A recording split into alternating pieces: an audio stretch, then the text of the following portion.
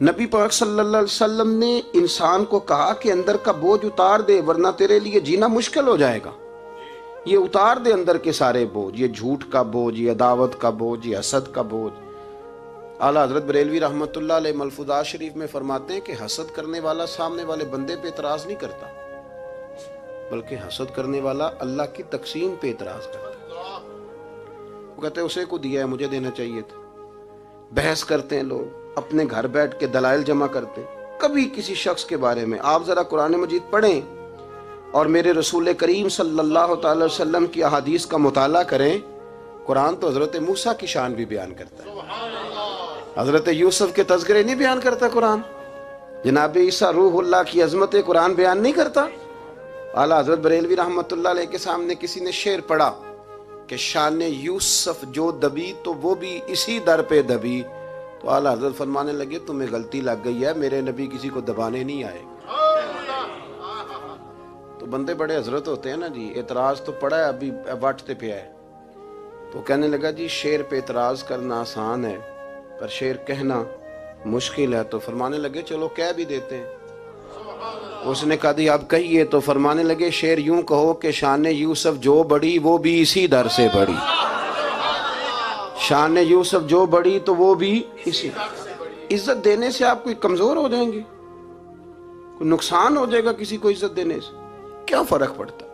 لیکن آپ یقین کریں کہ وہ اتنی مصیبت بنی ہے عزت لینے کی، پروٹوکول لینے کی، اپنا آپ منوانے کی، اتنی زیادہ.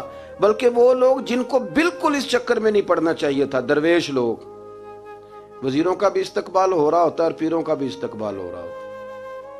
کوئی وزیر چڑھ جائے روڈ پہ تو رستہ غریب آدمی کو پھر بھی نہیں ملتا، تو کوئی تگڑا پیر چڑھ جائے تو پھر بھی نہیں رستہ ملتا. حالانکہ یہ درویش ہیں، یہ فقیر ہیں، یہ فقر کا درس دیتے ہیں، لیکن چاؤ ہی بڑا ہے. میرے رسول کریم صلی اللہ علیہ وسلم نے سادہ اور سمجھ والا اور عین طبیعت کے مطابق جس میں کسی بندے کو کوئی مشکل نہ ہو. پتہ ہے میرے محبوب کا کمال یہ تھا کہ نبی کریم تک رسائی بڑی آسان تھی. ہر بندہ بڑی آسانی سے پہنچ جاتا، بڑی آسانی سے.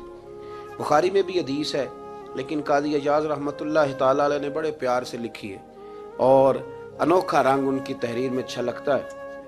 حضرت انس بن مالک رضی اللہ تعالیٰ عنہ فرماتے ہیں کہ ملک شام کا ایک شخص حضور کی بارگاہ میں حاضر ہوا اپنے بادشاہ کا کوئی پیغام لے کے.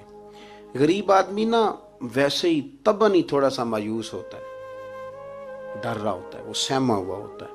لیکن حالات کے سہمے ہوئے لوگوں کو بتا دو حالات بدل جاتے ہیں، ایک جیسے نہیں رہتے.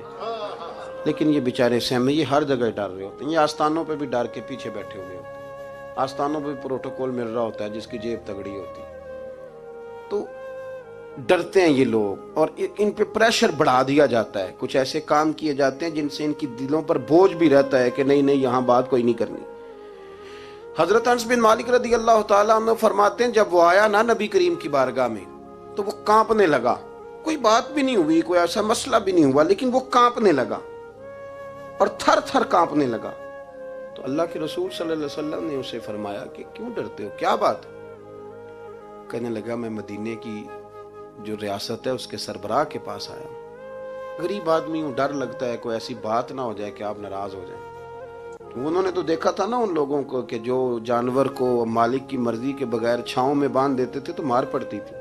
اتنا سیانہ ہو گیا تو مرضی کرے گا، مجھے ڈر لگ رہا ہے. حضرت انس بن مالک کہتے ہیں بات کہاں کی تھی چلی کہاں گئی. اس نے کیا کہا اور پھر جواب میں میرے محبوب نے کیا فرمایا. آپ ذرا بات کا لیول دیکھیں اور حضور کی گفتگو کا سٹیٹس دیکھیں. یہ وہ لوگ، یہ وہ تربیت ہے جو لوگوں کے دلوں اور روحوں تک اترتی ہے. میرے نبی کریم صلی اللہ تعالی علیہ وسلم نے بات سنی تو حضور رو پڑے اور اتنا روئے کہ گھٹنوں کے بل زمین پر بیٹھ گئے. جناب انس بن مالک فرماتے ہیں حضور فرمانے لگے نہ بھائی تو کسی بادشاہ کے پاس نہیں آیا، نہ تو کسی حکمران کے پاس نہیں آیا، تو اس بیٹے کے پاس آیا ہے جس کی ماں گوشت کے خشک ٹکڑے کھا کے بھی رات گزار لیا کرتی. میری ماں تو گوشت کے خشک ٹکڑے کھا کے رات گزار لیتی تھی، نہ تو کسی. حضرت انس بن مالک کہتے ہیں اس نے بات سنی تو وہ بھی رو پڑا اور میں نے سنی تو میں بھی رو پڑا.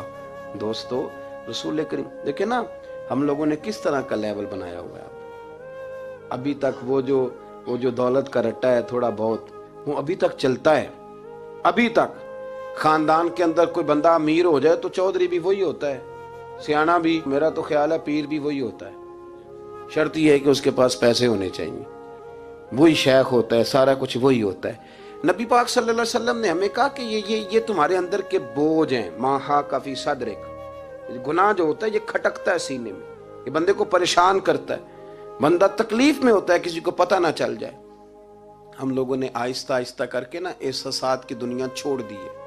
ہمارا مزاج نہیں، چھوٹی چھوٹی باتیں ہوتی ہیں لیکن ہم توجہ نہیں نہ کرتے، توجہ نہیں کرتے. کوئی اتنا مشکل بات نہیں کہ رات کو بیٹا پھل لے کے آیا تو اپنی بیوی کے کمرے میں چلا گیا. لوگ اس کی ماں کو اور اس کے باپ کو یہ بات آسانی سے کہہ دیتے ہیں کہ آپ حوصلہ کریں، دفع کریں، جو کر رہا ہے کرنے دیں. لیکن جس بندے کی کل